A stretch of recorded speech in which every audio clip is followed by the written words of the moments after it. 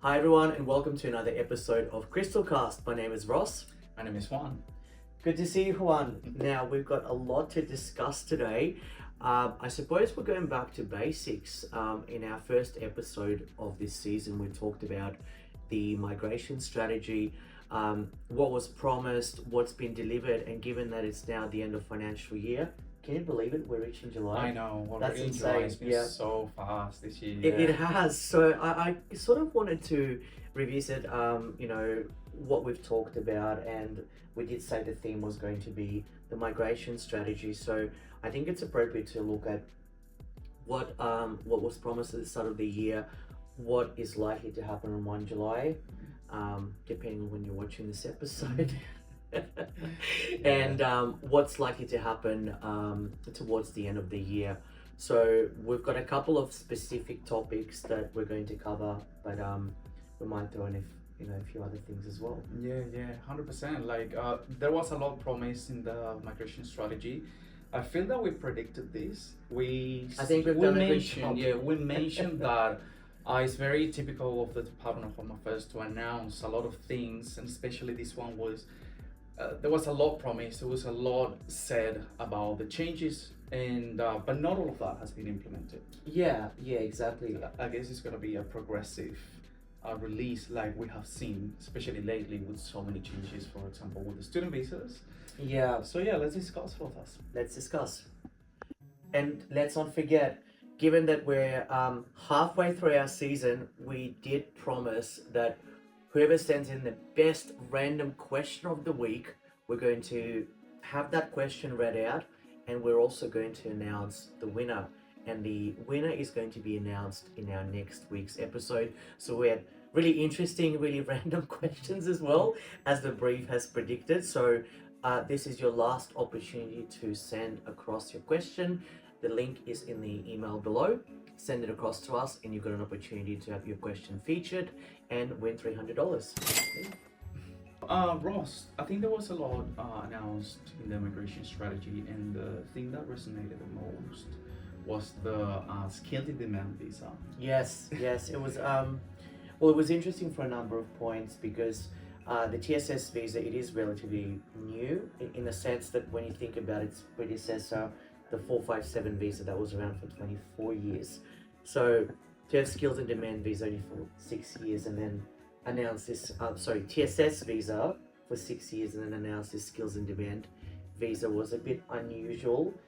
No one quite knew how it was going to work, but there was, I suppose, an assumption that it was going to be introduced on 1 July because the minimum salary requirements are going to go up on 1 July. Yeah, it's like they have made changes indeed to the TSS, Yeah, but they haven't renamed it like the skills in demand visa. yeah. So again, it's like a work in progress. But you know, the department may perhaps coming 1 July, like, hey, this is it. I hope not. But you never know.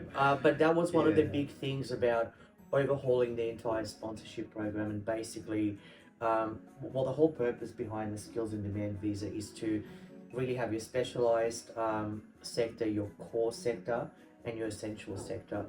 We still don't know how that's going to look.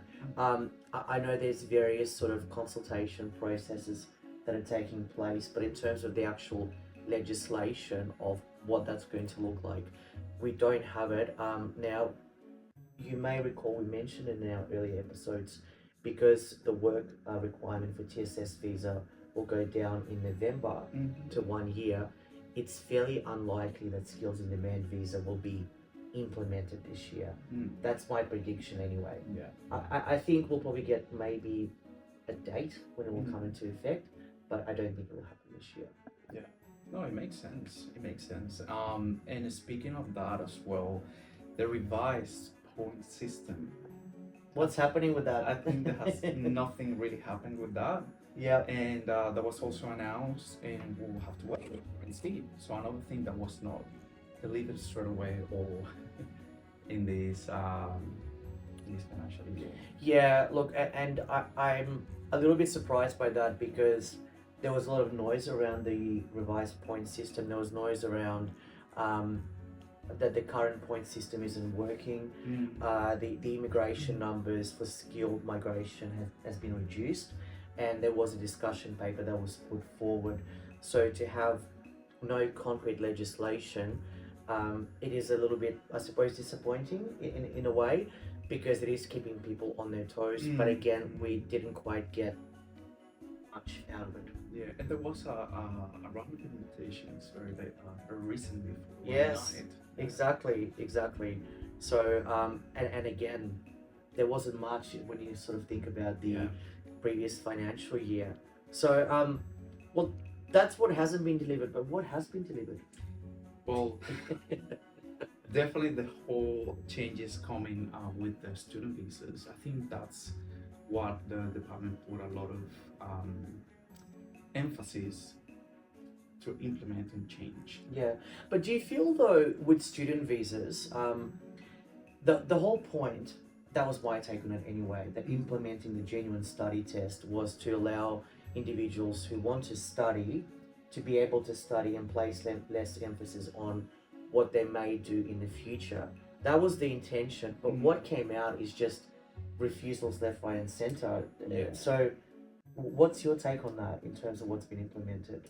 Well, Ross, what has been said lately is that the department is encouraging people to apply for permanent visas.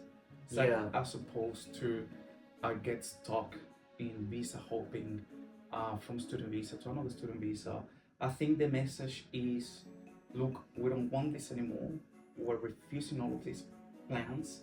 It's time for you to think about getting a job in a skilled sector, like a skilled job Yeah. that is gonna open a pathway for permanent residency. I think that's the way the department is doing it. Yeah. So sending a very strong message. Obviously, nobody wants to have a refusal or like to be introduced to this whole strategy by refusing. Refusing. But it's a message that people will have to understand. Yeah, I just don't know if it's a good thing though, because if you're refusing visas, I'm just thinking, if I was applying for a visa, or I heard that my friends were applying for a student visa, and it's being, majority of them are being refused. I don't know if it's the majority, but that's what we're seeing anyway. And given that we do speak with a lot of migration agents and lawyers, I don't know if that's the right message to be sending. I appreciate that there's concerns around, housing crisis in Sydney and Melbourne, but perhaps we can maybe promote other cities where students can live. Yeah, 100%. Yeah, so I don't know if that's sort of, if there's a bit of a disconnect between. So the intention of Direction 106 was to, again, sort of streamline everything, but maybe that message hasn't been sort of properly conveyed to the decision makers, because we're still seeing refusals that talk about, well, we don't think they no longer say we don't think you're a genuine student. They say we don't think that you genuinely intend to study. So basically just rewording it. Yeah. Different packaging, same delivery. So it's just it is a little bit frustrating, I think, for a lot of students and also those who do student visas. So that was delivered in an interesting way. What else did we see? Now, I know that they were talking about sort of tightening compliance as well, and we did see the compliance bill being introduced into legislation, and I think that's an important point where employers really now do have this solid guideline in terms of employing individuals on visas. So it is largely irrelevant whether you've got a contractor on site, whether you've got a temporary visa holder. As an employee, you have to know what the visa conditions are. So in summary, Ross, I think the whole idea of the migration strategy is to encourage people to apply for the right visa. And I think it's being rolled out progressively, like as opposed to just jumping on the specifics. Like we have the specific of the skill in demand visa, we have the specific of the revised point system. This has not been rolled out, but look at all the changes with the student visas, the visa hopping, the capping. So it's like a progressive. Yeah, I agree with you. I think in terms of the examples that they've used in the migration strategy paper, yes, it hasn't sort of been rolled out in that particular order, but I agree that migration strategy in a way is achieving what it's meant to achieve, and that is to basically stop people from applying for the wrong visa. That's what it comes down to. So there was actually a funny comment that I saw on one of the online forums. They said, well, you know, I went to Italy not long ago and it hasn't crossed my mind to apply for a student visa whilst I was there. And I thought that's such a good comparison, because it does make sense to place a no further stay condition on a visitor visa. Why would a person apply for a student visa if they are claiming on the application that they're coming as a tourist? Exactly. I understand legally they can study and work, but I've recently come back from Japan. It didn't cross my mind to apply for a student visa. Can you imagine, Ross, you applying for a student visa? We can do our next question episode in Japanese. So in a way, it's actually a good example, because when you sort of look at other jurisdictions, the reason why it's funny is probably because it does make sense in a way. So why do visa holders apply for student visas? Why do student visa holders work full time and not study? So that's kind of what the migration strategy is trying to achieve. So it's not really, in a way, restricting the migration, and I think this is where the message is a little bit lost. They could have maybe said it a little bit better. You know, this is what we're trying to do. We're trying to basically align the visa subclasses with the person's intentions. Yes, and that's why these conversations are good. Yeah, Because at the end of the day, people understand what's happening, what's being done, exactly. how it's being implemented. Yes. And definitely there are going to be more and more changes, be it 1 July or after that or before the end of the year. There are going to be other changes happening, and we have to stay tuned. We have to stay like on top of all the changes and know how to map the strategies for our clients. Yeah, exactly. And I think just with clients,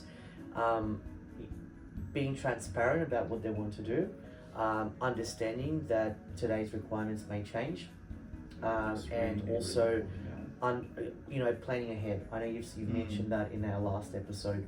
Really sort of planning ahead in terms of what you're going to do, and I think if we sort of stick with that particular mindset when we advise clients, or if you are applying for a visa application, just think about why you're lodging a particular visa. And I hate the term buying time, so I am going to use it.